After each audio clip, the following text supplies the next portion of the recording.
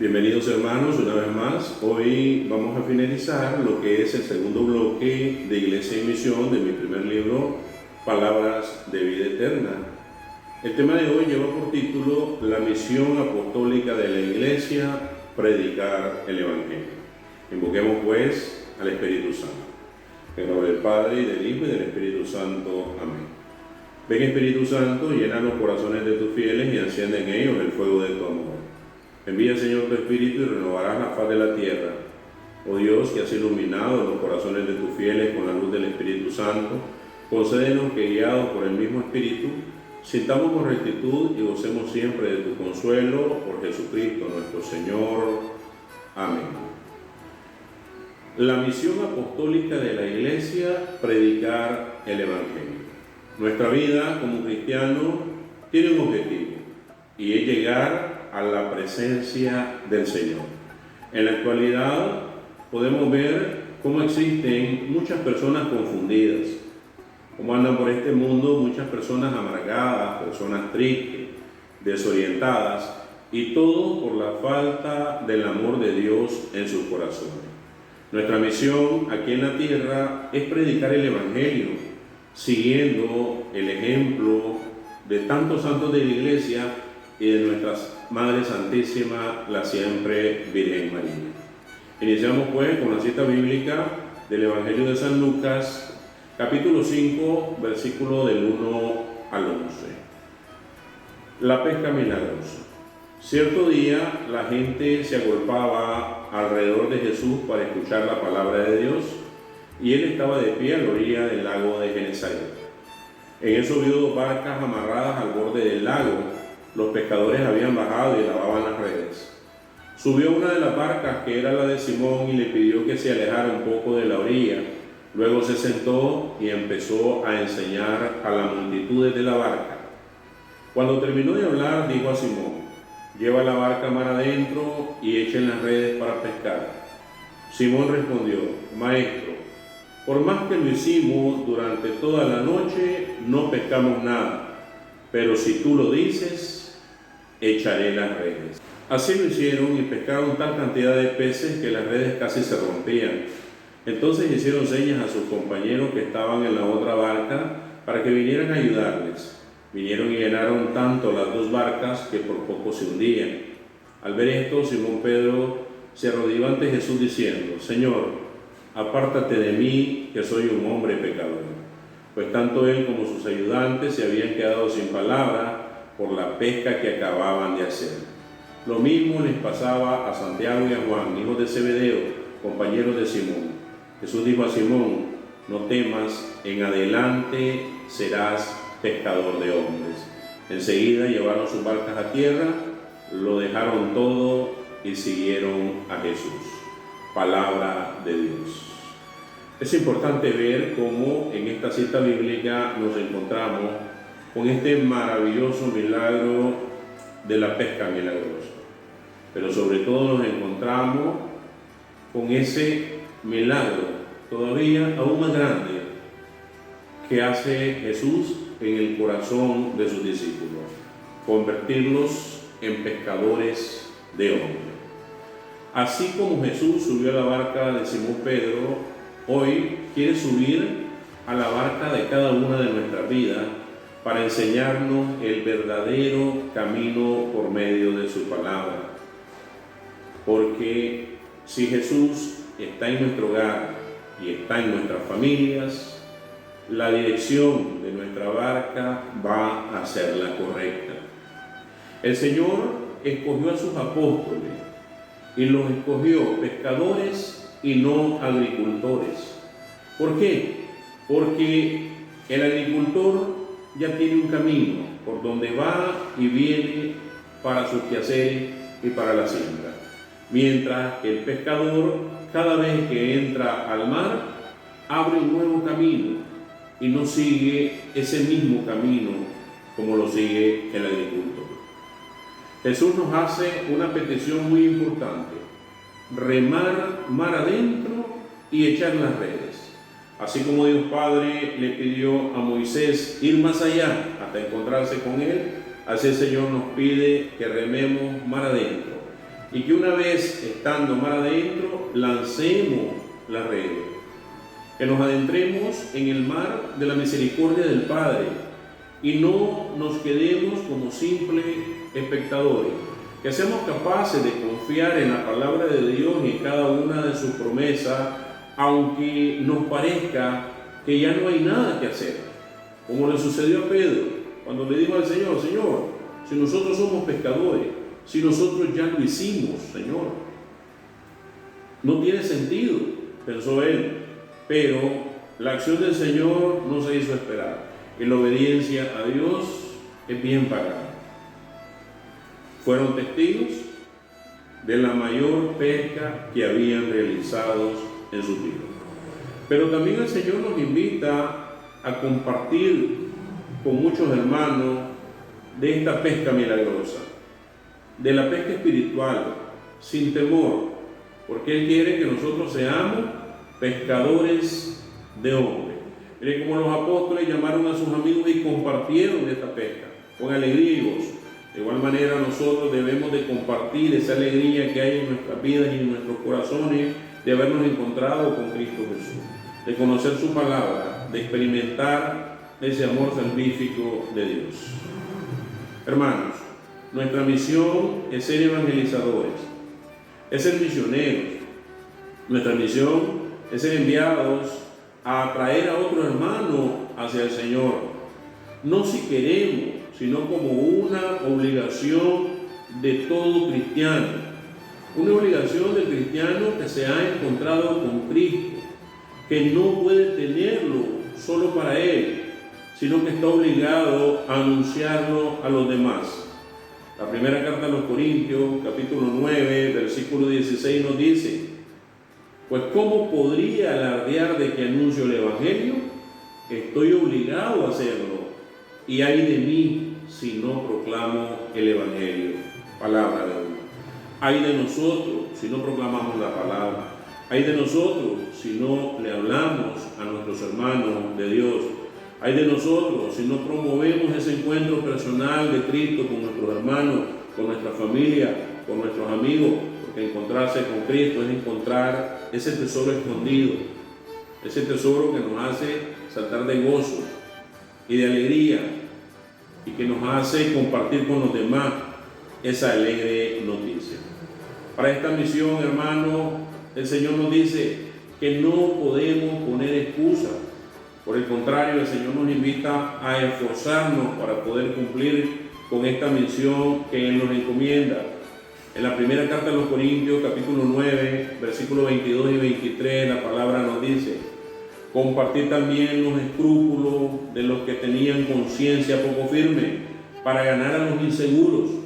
Me he hecho todo para todos, con el fin de salvar por todos los medios a alguno, y todo lo hago por el Evangelio, porque quiero tener también mi parte de él. Palabra de Dios. De igual manera nosotros tenemos que compartir esos escrúpulos de los que no tienen conciencia, de los que tienen conciencia poco firme, de los que no tienen conocimiento de Dios, hacernos todo para de alguna manera llevar al Señor a cada uno de estos hermanos.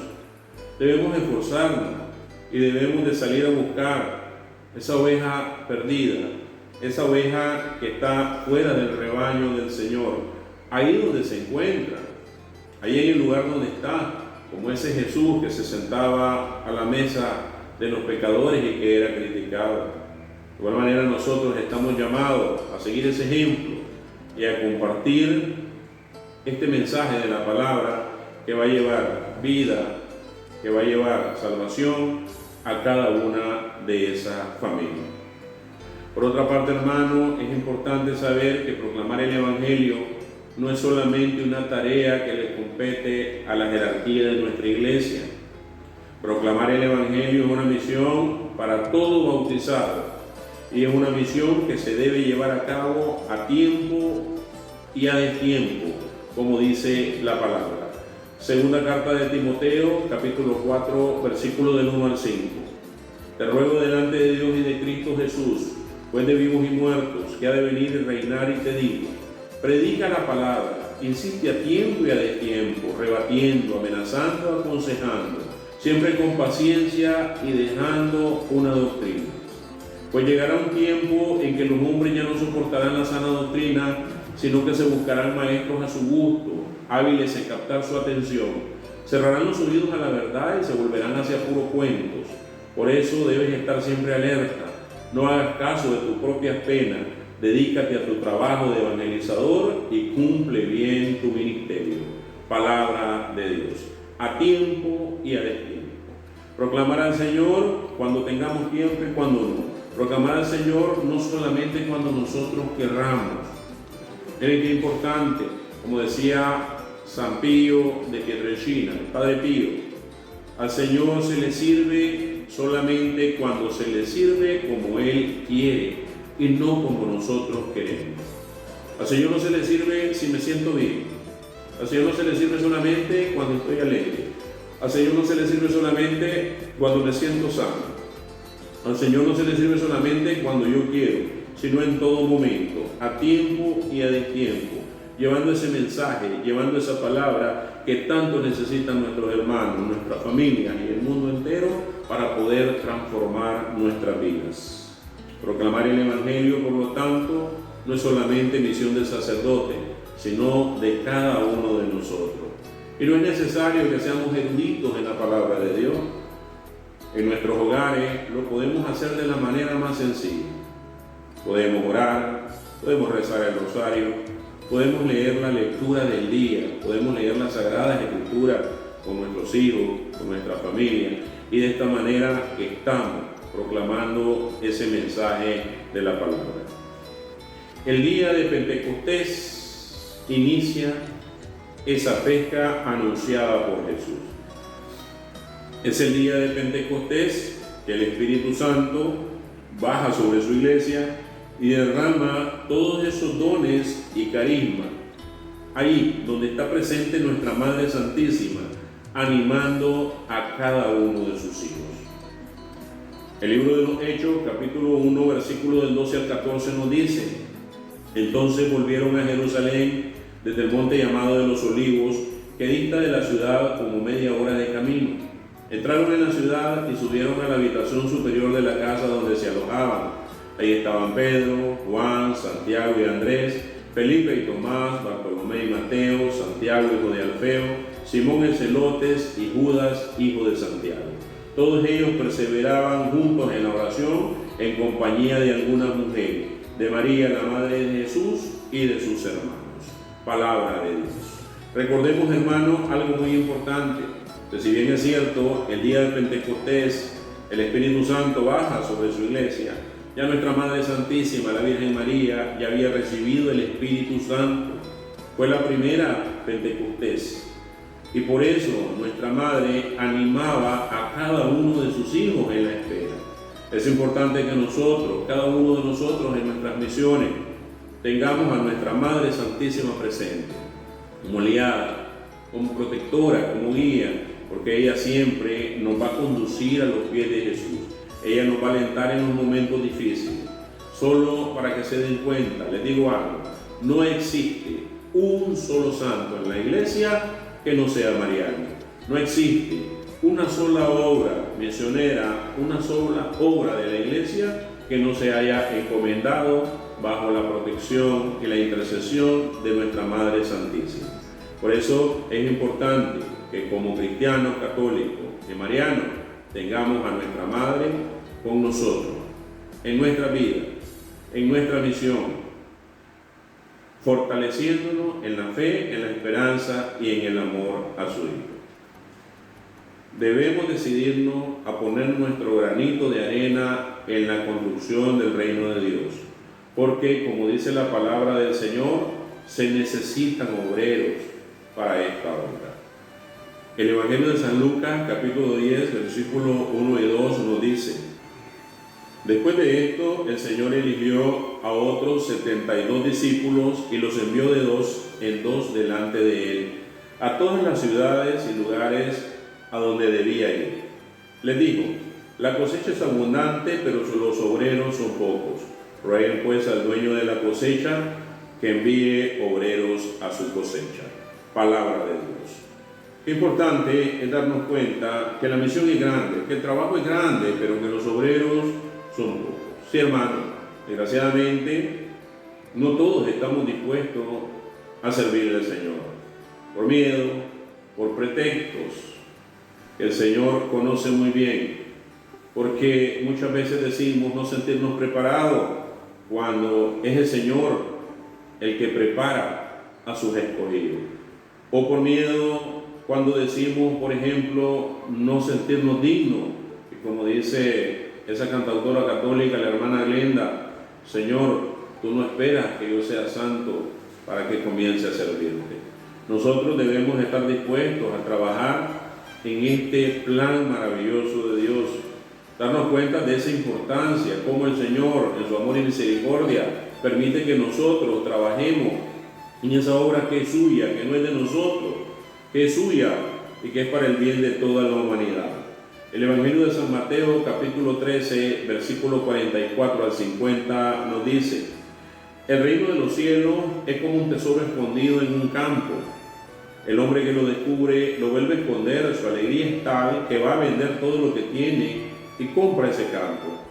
Aquí tienen otra figura del reino de los cielos: un comerciante que busca perlas finas. Si llega a sus manos una perla de gran valor, se va, vende cuanto tiene y la compra. Aquí tienen otra figura del reino de los cielos: una red que se ha echado al mar y que recoge peces de toda clase. Cuando está llena, los pescadores la sacan a la orilla, se sientan, escogen los peces buenos, los echan en canastos y tiran los que no sirven. Así pasará al final de los tiempos. Vendrán los ángeles y separarán a los malos de entre los buenos y los arrojarán al horno ardiente. Allí será el llorar y el rechinar de dientes. Palabra de Dios.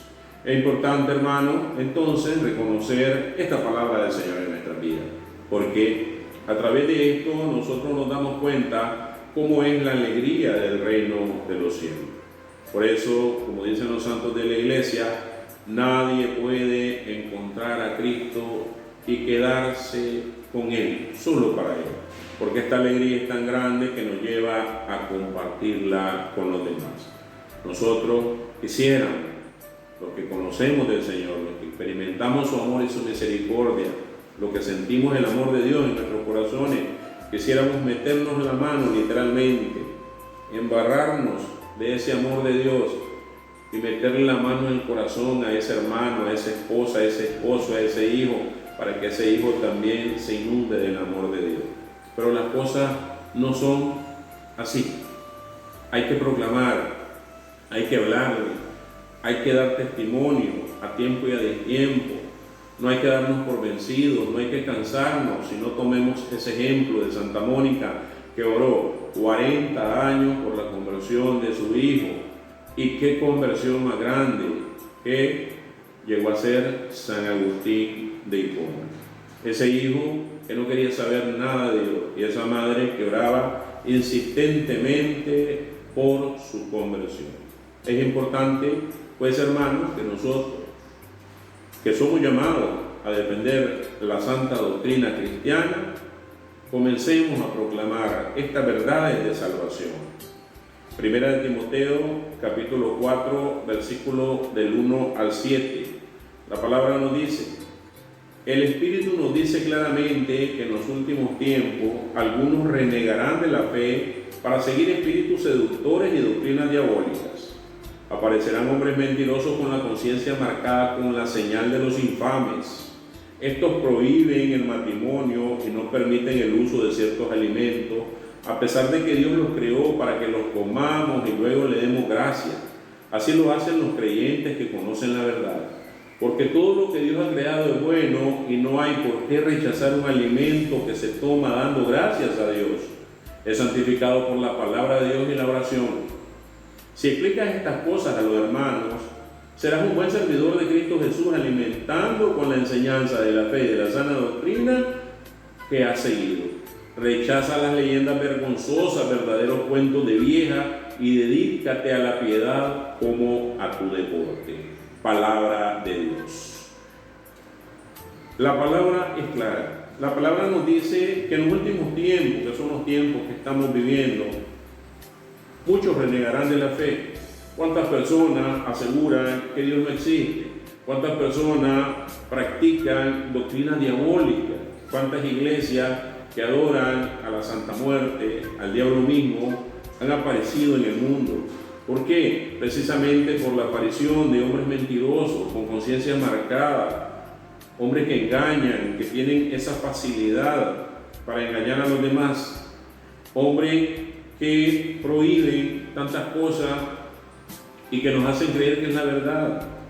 Pero como dice la palabra, todo lo que Dios ha creado es bueno y no hay por qué rechazar lo que Dios ha creado como alimento, siempre y cuando le demos gracias a Él, que lo santifica con su palabra y con la oración.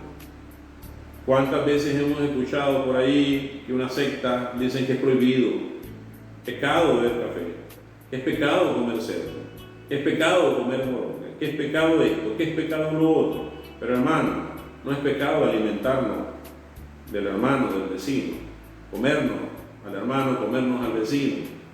Miren, nosotros no estamos aquí para atacar a nadie, pero sí estamos para defender nuestra fe católica. ¿Cómo es posible que alguien me diga que tomar café es pecado cuando el fundador de esa secta vivía con 40 esposas? Es increíble cómo nos dejamos engañar. Por eso dice la palabra en esta cita bíblica que si nosotros explicamos estas cosas a los hermanos, seremos buenos servidores de Cristo, porque los vamos a estar alimentando con la enseñanza de la fe y de la sana doctrina que la Iglesia Católica ha enseñado desde un principio. Por eso debemos rechazar esas leyendas vergonzosas, como dice la palabra, esos cuentos de vieja, como dice la palabra, y dedicarnos a la piedad, al amor como a un deporte, que todo lo que hagamos sea en el nombre de Dios. Y es importante porque desgraciadamente por falta de conocimiento el pueblo está padeciendo y está siendo engañado y lo están robando literalmente, como pastores, líderes de sectas se han vuelto millonarios a costilla de la fe de sus seguidores. Como dice San Pablo, la religión es un buen negocio, pero en el sentido espiritual y no en el sentido material. Y cómo las iglesias se siguen dividiendo y cómo se sacan cuenta de diezmos por cabeza de miembros de iglesia. Qué triste. ¿Hasta dónde hemos llegado? ¿Y hasta dónde iremos a llegar? Pero somos nosotros los que estamos llamados a predicar la verdad de la palabra y a nunca olvidar que la evangelización debe empezar siempre en el hogar, con el prójimo, con los más cercanos, con los de nuestra familia. La carta a los Gálatas, capítulo 6, versículo del 9 al 10 nos dice: así pues, hermanos, hagamos el bien sin desanimarnos, que a su debido tiempo cosecharemos si somos constantes. Por consiguiente, mientras tengamos oportunidad, hagamos el bien a todos y especialmente a los de casa, que son nuestros hermanos en la fe. Palabra de Dios. Hermanos, no nos dejemos engañar. No nos dejemos engañar por todas esas sectas nuevas que han aparecido, que nos venden el aceite ungido traído de Jerusalén, que nos hacen pasar por la sábana santa del Señor, que nos venden la sal traída del mar muerto, que nos venden tantas cosas de fetiche, de mentira y de mezcla de paganismo con creencias populares, que nos tienen como estamos por no conocer la palabra de Dios. Leamos las Sagradas Escrituras, leamos el Catecismo de la Santa Madre Iglesia y me van a contar cuentos y veremos que la verdad siempre ha estado presente en nuestra iglesia.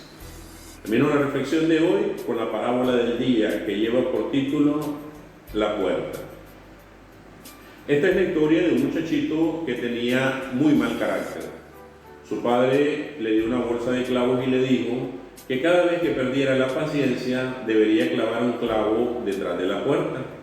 El primer día el muchacho clavó 37 clavos detrás de la puerta. Las semanas que siguieron, a medida que él aprendía a controlar su genio, clavaba cada vez menos clavos detrás de la puerta. Con el tiempo descubrió que era más fácil controlar su genio que clavar clavos detrás de la puerta. Llegó el día en que pudo controlar su carácter durante todo el día. Después de informar a su padre, este le sugirió que retirara un clavo cada vez que pudiera controlar su carácter. Entonces los días pasaron y el joven finalmente fue a anunciar a su padre que ya no quedaba ni un solo clavo detrás de la puerta para retirar. El padre le dijo: has trabajado muy duro, hijo mío, te felicito, pero ahora mira detrás de la puerta, mira todos esos hoyos que hay. Esa puerta nunca más será la misma. Cada vez que tú pierdes la paciencia, dejas cicatrices en los corazones de los demás, exactamente como la ves en esa puerta. Tú puedes insultar a alguien y retirar lo dicho, pero el modo como lo diga lo devastará y la cicatriz perdurará para siempre. Una ofensa verbal es tan dañina como una ofensa física. Los amigos son joyas preciosas, nos hacen reír y nos animan a seguir adelante, nos escuchan con atención y siempre están presentes para abrirnos su corazón. Cuidémonos pues, hermanos, de no dañar a todos esos seres queridos, a todos esos amigos, a todos y cada uno de nuestros familiares. Oremos.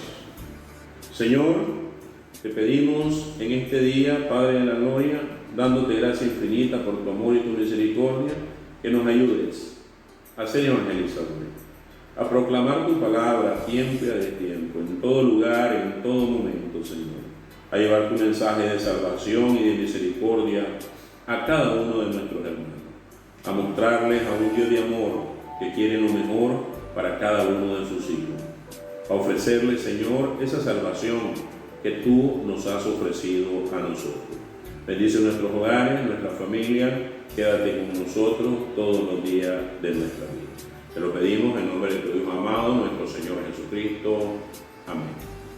Padre nuestro que estás en el cielo, santificado sea tu nombre.